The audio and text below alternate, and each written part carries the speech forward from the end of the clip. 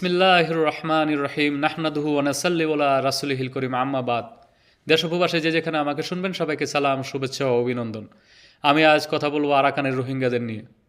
মূল আলোচনায় যাবার আগে আপনাদেরকে অনুরোধ করব আমার চ্যানেলটি সাবস্ক্রাইব করবেন, শেয়ার করবেন এবং কমেন্টে জানাবেন আপনাদের মতামত। যাই হোক, মূল আলোচনায় চলে যাচ্ছি। প্রিয় ভাইয়ের আমার, আমি প্রবাসে 22 বছর যাবৎ কর্মরত আছি। আমরা যারা প্রবাসে আছি, প্রবাসে থাকার যে কষ্ট বেদনা আমাদের চাইতে বেশি আর কে বুঝবে। তারপরে আমরা মাস শেষে একটা বেতন পাই, আমাদের দেশ আছে, স্বাধীনতা আছে, আমাদের পরিবার আছে, আমরা পরিবারের কাছে পাঠাই, আমাদের পরিবারের উন্নয়ন হয়, দেশের উন্নয়ন হয়।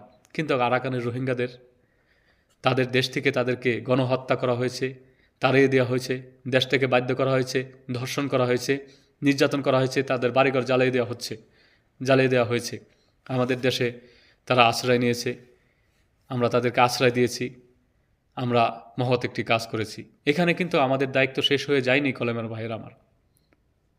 তাদের প্রতি আমাদের আরও অনেক দায়িত্ব আছে। আমাদেরকে আরাকানে কলেমার পতাকা উত্তোলন করতে হবে। আরাকানের রোহিঙ্গাদের পাশে আমাদের দাঁড়াতে হবে, তাদের শান্তিপূর্ণভাবে তাদের প্রত্যাবাসন করতে হবে। তা না হলে আমরা কখনোই ক্ষমা পাবো না।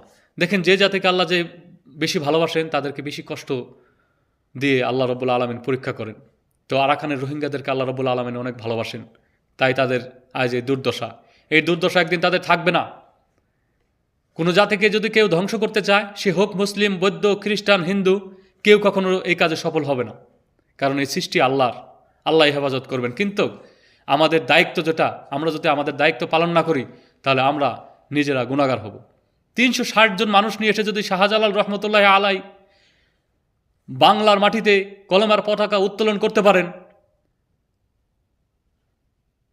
তাহলে আমরা কেন 16 কোটি মানুষ আরাকানে কলেমার পতাকা উত্তোলন করতে পারবো না?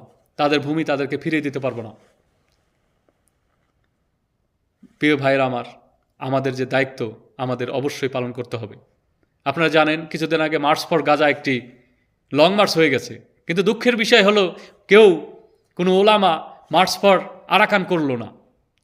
ভাইয়েরা আমার, ফিলিস্তিনের মুসলমান, আরাকানের মুসলমান না?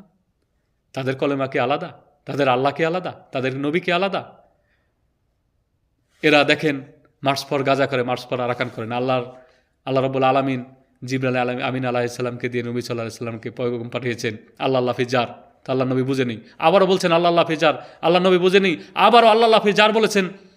তারপরে রাসূল সাল্লাল্লাহু আলাইহি সাল্লাম জিবরাইল আমিন আলাইহিস সালামকে প্রশ্ন করেছেন, এর অর্থ কি? বলছে, তোমার প্রতিবেশীর খেয়াল রাখো। তো আমরা প্রতিবেশীর নিয়ে আমরা খেয়াল না করে